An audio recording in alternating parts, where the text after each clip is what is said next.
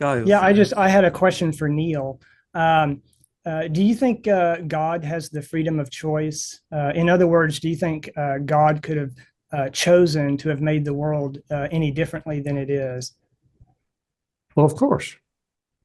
That Yeah, the reason why I ask that is because there are certain things that I've been noticing that I observe over the years.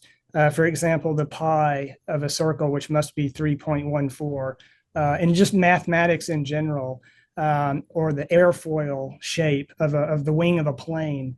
There seems to be these all these things that's within this overall tapestry that is the universe, where it seems like it has to be that, and it's like this fixed eternal thing that can't change.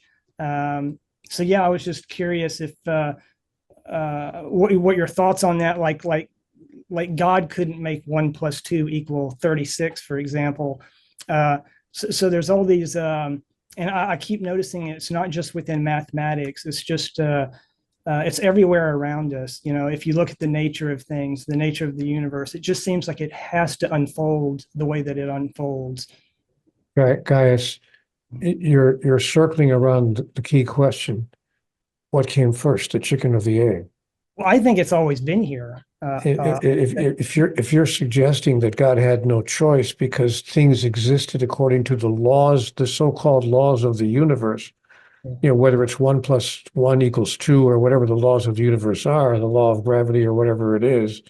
I call it the law of opposites, by the way. But if your idea is that God had no choice but to create the universe inside of a container that respected the limitations and respected the parameters of certain universal laws, then we have a question the universal question: what came first, the laws or the maker of the laws? My own idea about it, not to go on forever, but my own idea about it is that what I call the highest power, I like to use the word God, what I call God created the universe with such magnificent laws, with such specificity, with such mastery, that the laws have served physicality from the beginning and will until the end of time.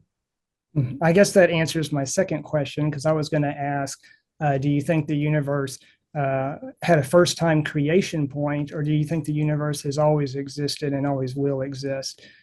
So I guess you're saying that there was a first time creation point, and that God, apparently God, though, I guess you would believe that God is timeless and eternal, that at least whatever God is. Where did Gaius, where does the circle begin? Tell me where the circle begins and ends. Well, in my view, I don't believe that there is a beginning or an end, but I could be wrong. To me, it's an eternal thing. It seems like things defy first time creation. For example, mathematics. It seems to defy.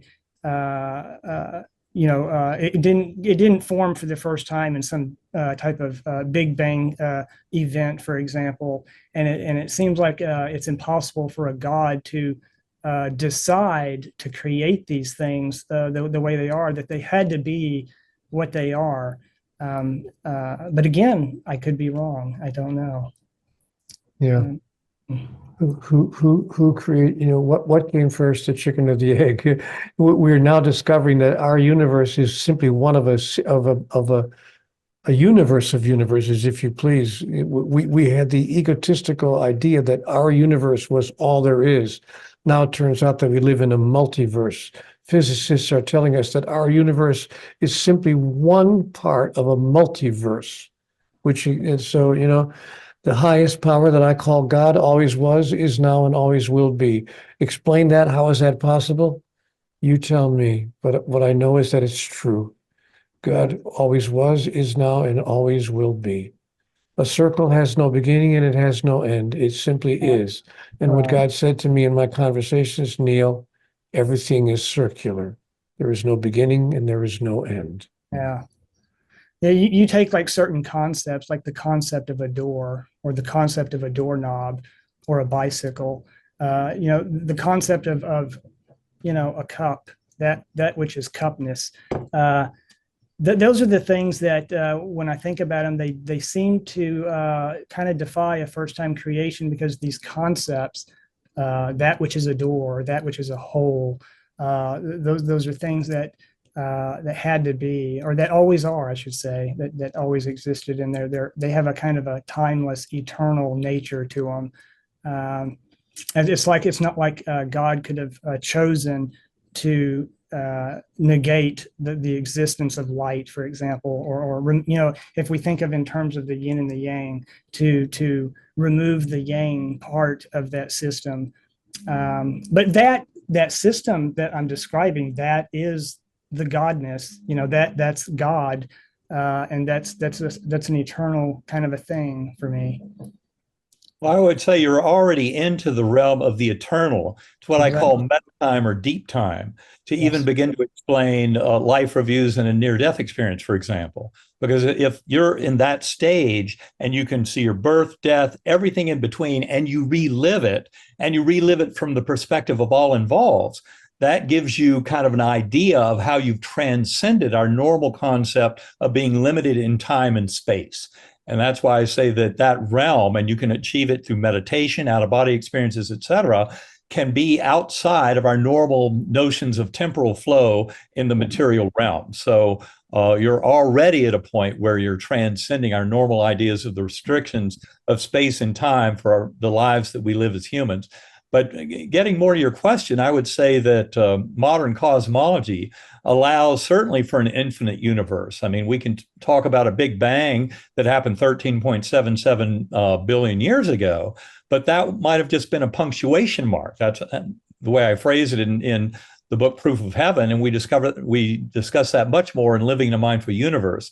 This whole notion of time, causality, beliefs about our interactions with that God force. And that's where I would say that ultimately I see our sentient, role as a soul as being co-creative of our emergent reality with that God force.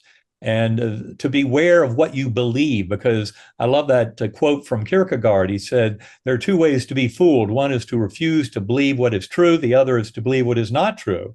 And I think in many ways, our modern societal beliefs lead us to great errors in terms of underestimating our potential as sentient beings and as souls that are actually eternal and not just a physical body that's here birth to death.